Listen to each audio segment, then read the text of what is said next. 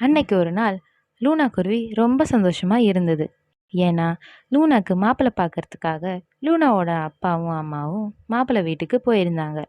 மாப்பிள்ளை பெயர் முன்னா. முன்னாவை எல்லாருக்கும் ரொம்பவே பிடிச்சிருந்தது. உங்க பொண்ணு லூனா எங்க வீட்டுக்கு மருமகளா வர்றதுக்கு நாங்க கொடுத்து வச்சிருக்கணும். அவளை எங்க மக மாதிரி பார்த்துப்போம். என் பையனும் அவளை நல்லபடியா பார்த்துக்குவான். கல்யாணம் எப்ப வச்சுக்கலான்னு சொல்லுங்க. வர்ற முகூர்த்த தேதியிலேயே கல்யாணத்தை வச்சுப்போம்.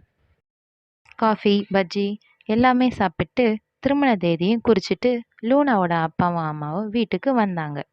திருமணத்திற்கான வேலைகளும் நடந்தது. லூனா வீட்டாரும் முன்னா வீட்டாரும் எல்லா பறவைகளையும் கல்யாணத்துக்கு இன்வைட் பண்ணாங்க. லூனா குருவிக்கு மெஹந்தி ஃபங்க்ஷனும் நடந்தது. லூனா குருவி ரொம்பவே அழகாக இருந்தது. ரொம்ப சந்தோஷமாகவும் இருந்தது. லூனா குருவிக்கு 2 கையிலையும் மெஹந்தி போட்டாங்க. இதையெல்லாம் பெல்லி என்ற ஒரு குருவி மறைஞ்சிருந்து எல்லாத்தையும் பார்த்துட்டு இருந்தது. அந்த பெல்லிக்கு எப்பவும் லூனா குருவியை பார்த்து பொறாமப்பட்டுக்கிட்டு தான் இருக்கும். இப்பவும் தனக்கு கல்யாணம் ஆகல, லூனாக்கு மட்டும் கல்யாணம் நடக்குது என்ற பொறாமையில் தான் மறைஞ்சிட்டு இருந்து பெல்லி குருவி பார்த்துக்கிட்டு இருக்கு. ஏய் லூனா, எனக்கு கல்யாணம் ஆகல, உனக்கு மட்டும் கல்யாணமா? இப்படி பெல்லிக்குருவி தனக்கு தானே பேசிட்டு இருந்தது. இந்த கல்யாணத்தை எப்படியாவது நிறுத்தணும்னு பெல்லிக்குருவி பிளான் போட்டது. இந்த கல்யாணத்தை எப்படியாவது நிறுத்தணும்னு பெல்லிக்குருவி பிளான் பண்ணுச்சு.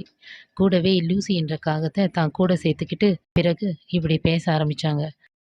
இங்க பாரு லூசி, லூனாவை கடத்திட்டா இந்த கல்யாணம் எப்படியும் நின்று போயிடும். அப்புறம் லூனாவுக்கு கல்யாணமே நடக்காது.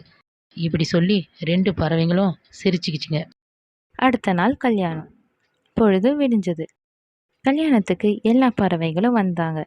சில பறவைங்க மாலையும் பூக்களும் எடுத்துக்கிட்டு வந்தாங்க. சில பறவைங்க மாப்பிள்ளை முன்னாவை கூட்டிட்டு மணமேடையில் உட்கார வச்சாங்க. லூனா குருவியை கூப்பிட போன சில பறவைங்க லூனா அங்கே இல்லைன்னு தெரிஞ்சுக்கிட்டு லூனா இங்கே இல்லை, லூனா இங்கே இல்லை இப்படி சொல்லிட்டு லூனா அப்பா அம்மா கிட்ட வந்து சொல்லிச்சிங்க. என்ன, எங்க பொண்ணை காணுமா? எங்க போயிட்டா லூனா? இப்படி சொல்லி லூனா அப்பா அம்மா அழுதாங்க. கல்யாணத்துக்கு வந்த சில பறவைங்க, யாரும் அழாதீங்க, லூனா பறவை எங்க இருக்குன்னு தேடலாம். இதையெல்லாம் பெல்லி குருவியும் லூசிக்காகவும் பார்த்து சிரிச்சுக்கிட்டு இருந்தாங்க. கல்யாணத்துக்கு முன்னாள் இரவு லூனா குருவி தன் வீட்டில் தூங்கிட்டு இருந்தது.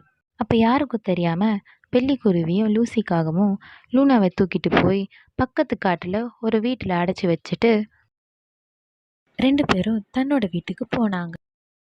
யாருக்கும் சந்தேகம் வராத மாதிரியும் கல்யாணத்துக்கும் வந்தாங்க. பிறகு எந்த பறவைக்கும் என்ன பண்றதுன்னு புரியவே இல்லை.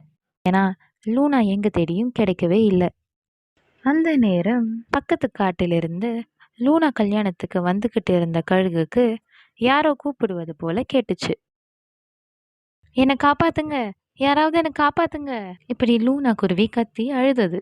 உடனே கழுகு லூனாவை அடைச்சு வச்சிருந்த இடத்துக்கு போனது. லூனா, ஏன் இங்க அழுதுட்டு இருக்கிற? இன்னைக்கு உனக்கு கல்யாணம். நானும் உன் கல்யாணத்துக்கு தான் வந்துட்டு இருந்தேன். இந்த இடத்துக்கு நீ எப்படி வந்த? இப்படி கழுகு கேட்டது. கழுகண்ணே, என்னை பெல்லி குருவியும் லூசிக்காகவும் கடத்திட்டு வந்து இங்கே அடைச்சி வச்சுட்டாங்க. நான் எவ்வளோ சொல்லியும் என்னை வெளியவே விடலை. அப்படியா? உன்னை இங்க அடைச்சு வச்சது வெள்ளி குருவியும் லூசிக்காகவுமா? சரி லூனா, அந்த 2 பறவையும் நம்ம அப்புறம் பார்த்துக்கலாம். இப்போ நம்ம மண்டபத்துக்கு போகணும். எல்லாரும் உன்னை அங்க தேடிட்டு இருப்பாங்க. வா போகலாம். இப்படி சொல்லிட்டு கழுகும் லூனா குருவியும் அங்கேருந்து பறந்து போனாங்க. ஒரு வழியா லூனா குருவியும் கழுகும் மண்டபத்துக்கு வந்து சேர்ந்தாங்க. உடனே எல்லா பறவைகளும் வந்து லூனா, நீ இவ்வளவு நேரமா எங்க போயிருந்த?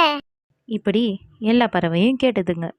உடனே லூனாவோட அப்பா அம்மா வந்து லூனா, நீ எங்க போயிட்டோமா? நீ காணோன்னு நாங்க பயந்து போயிட்டோம். இப்படி சொல்லி அழுதாங்க.